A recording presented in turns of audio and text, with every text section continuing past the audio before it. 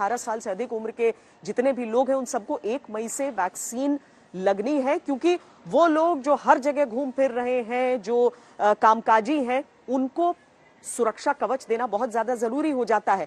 लेकिन वैक्सीन इस समय भी जिस रफ्तार से चल रही है वो पहले ही सवाल खड़े कर रही है। ऐसे में इतने बोझ के साथ, यानी वैक्सीन उत्पादन और वैक्सीन लगाने को लेकर जितने भी लोग उससे जुड़े हुए हैं, वो जिस तरह का बोझ इस समय महसूस कर रहे हैं, उस सब के बीच बहुत बड़ा सवाल है कि यह होगा कैसे।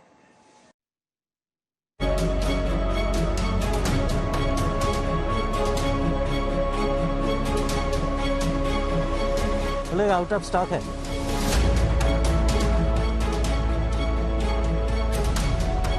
एक तो बड़ी उम्र के हैं, उनको साथ में लेके आए हैं और यहाँ पर परेशानी हो रही है।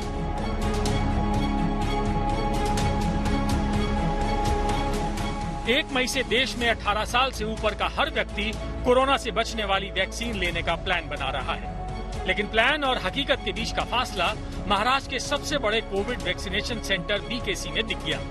वैक्सीनेशन सेंटर के बाहर बाकायदा बोर्ड लगाकर लिख दिया गया, vaccine is out of stock.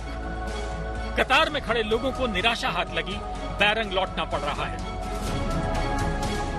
हमको थोड़ी मालूम था कि यहाँ नहीं मिलेगा कवरशील। बोलिए कितनी तकलीफ है। आप कहाँ से आए? मैं कलीना सांता क्रूज से आए। वैक्सीन आउट ऑफ स्टॉक है लेकिन। अब क्या करूँ, अब वापस जा रहे हैं घर। अब जब बुलाहट होगा देखा जाएगा। गुस्सा है कि इतनी धूप में आते हैं, यहाँ पर आते हैं तो कुछ मिलता आया ना, क्या इतना गुस्सा है मत पूछो सर, क्या करूँ। जब नहीं आए तब तो जाना ही पड़ेगी नहीं घर में। केरल की राजधानी तिरुवनंतपुरम में 188 वैक्सीन सेंटर्स में सिर्फ 30 में ही वैक्सीन मिल रही है। बाकी सभी वैक्सीन सेंटर्स का शटर गिरा दिया गया। There's a small shortage of vaccine and it's from yesterday from 2:30 onwards the vaccine was exhausted. 18 साल से ज्यादा के सभी लोग अब वैक्सीन ले सकेंगे। ये बात सुनने में जितनी सरल लगती है, जमीनी हकीकत इससे उतनी ही अलग है। जब बात तैयारी की आती है तो 2 सवाल उठते हैं। पहला, क्या हमारा इंफ्रास्ट्रक्चर तैयार है? और दूसरा, क्या सभी के लिए वैक्सीन की डोज उपलब्ध है? 18 अप्रैल तक देश में करीब 1 करोड़ 64 लाख लोगों को वैक्सीन का डबल डोज दिया जा चुका है, जबकि 10 करोड़ 73 लाख लोगों को सिंगल डोज लगाई गई है। 16 जनवरी से 1 मार्च तक 25,97,000 लोगों को डबल डोज दिया गया, जबकि करीब 1 करोड़ 22 लाख लोगों को सिंगल डोज लगी। 1 मार्च से 1 अप्रैल तक वैक्सीनेशन के दूसरे ड्राइव में 70,42,000 लोगों को डबल डोज दी गई, जबकि 4 करोड़ 68 लाख लोगों को सिंगल डोज दी गई है। अगर इन आंकड़ों की तुलना देश की पूरी आबादी से करें तो वैक्सीनेशन का पूरा अभियान ऊंट के मुंह में जीरे से ज्यादा नहीं है।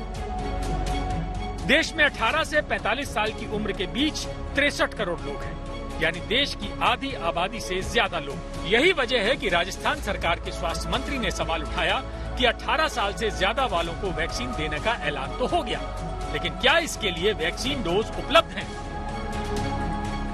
सवाल ये कि वैक्सीन अवेलेबल कितनी है? अगर राज्य इसका वित्तीय भार सहन करने को तैयार भी हो तो जितने बेनिफिशियरी स्टेट में है उनके लिए वैक्सीन की अवेलेबिलिटी कौन सुनिश्चित करेगा और टाइम बाउंड करेगा कि नहीं करेगा? क्योंकि वरना ये इश्यू बनेगा आने वाले समय में कि हमने राज्यों पे छोड़ा, राज्य इस कैटेगरी के लोगों को वैक्सीनेट करने में असफल रहे। तो ये सब डिपेंड करता है इस अनाउंसमेंट की सफलता कि राज्यों को वहां जो इस कैटेगरी के बेनिफिशियरी है उनकी संख्या के मुताबिक वैक्सीन अवेलेबल करना, इसको इंश्योर करना, ये भारत सरकार की जिम्मेदारी है। अगर भारत में वैक्सीन की प्रोडक्शन लाइन को समझे तो सीरम इंस्टीट्यूट ऑफ इंडिया हर महीने 6 से 7 करोड़ वैक्सीन बना रही है।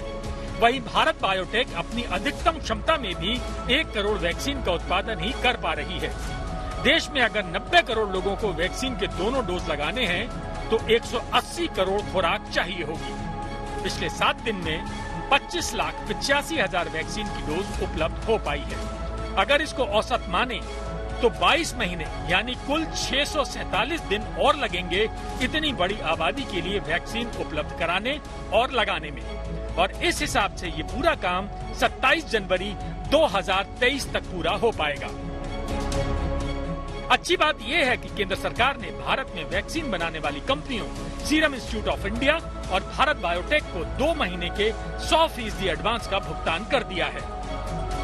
एक हमारी बात चल रही है कि अगर हमारे पास इतनी वैक्सीन नहीं है तो हम 18 साल और 45 साल के बीच के लोगों को क्यों वैक्सीनेट कर रहे हैं? पिछले 1 महीने में क्या चीज हुआ? अगर देखा जाए तो पिछले 1 महीने में पूरी कंट्री मैस हो गई। इससे भयानक एपिडेमिक मैंने अपनी जिंदगी में नहीं देखा। मैंने H1N1 भी देखा है, मेनिंगोकोकल भी देखा है, लेकिन इससे ज्यादा भयानक एपिडेमिक नहीं देखा। कोई घर नहीं है जिसमें ये कोविड ने दर्शन अपने नहीं दिए।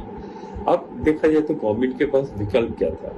गवर्नमेंट के पास विकल्प था कि यही जो इनकी ओपन वैक्सीनेशन पॉलिसी है, सारी कंपनीज की वैक्सीन इंपोर्ट करने के अलाउ कर दिया है, 18 ईयर प्लस को अलाउ कर दिया है, ये कई महीने पहले कर देना चाहिए था। अब तक वैक्सीन सरकारी अस्पतालों में मुफ्त मिल रही थी और निजी अस्पतालों में 250 रुपए देने पड़ रहे थे। लेकिन केंद्र सरकार के नए फैसले के बाद इसमें बदलाव हो सकता है, क्योंकि राज्य सरकार वैक्सीन निर्माता से सीधे वैक्सीन खरीद पाएगी। वैक्सीन कंपनी 50% वैक्सीन राज्यों और बाजार में बेच सकेगी। बाजार से निजी अस्पताल भी वैक्सीन खरीद सकेंगे। अब सवाल उठता है कि निजी अस्पताल वैक्सीन बाजार से खरीदेंगे तो वैक्सीन के दाम भी तय करेंगे, और वो दाम कितने होंगे इस पर अभी तक कोई प्रोटोकॉल तय नहीं किया गया है। 1 मई से ही सबको वैक्सीन देने की शुरुआत कर सकती है। और दूसरा बहुत अहम मुद्दा ये है कि 45 वर्ष से नीचे हर आदमी को इस वक्त तो लगता है कि वैक्सीन के पैसे देने होंगे और ये मुफ्त उपलब्ध नहीं कराई जाएगी, क्योंकि सरकार का अब ध्यान वैक्सीन को ओपन मार्केट तक लाने की बात का है। और राज्य सरकारों को भी कह दिया गया है कि आप खुद फार्मास्यूटिकल कंपनी से जाकर वैक्सीन प्रोक्योर कर पाएंगे। पर क्या ये मुमकिन होगा और क्या भारत के पास उपलब्ध क्षमता में वैक्सीन मिल पाएगी? कोरोना की दूसरी लहर से पहले भारत ने पड़ोसी और मित्र देशों को वैक्सीन की 6 करोड़ 44 लाख डोज उपलब्ध कराई है। लेकिन अब दूसरी लहर का कहर झेल रहे भारत को खुद वैक्सीन की जरूरत है। पूरे भारत में वैक्सीन का मेगा अभियान शुरू हो चुका है और इसकी चुनौतियां कम नहीं हैं।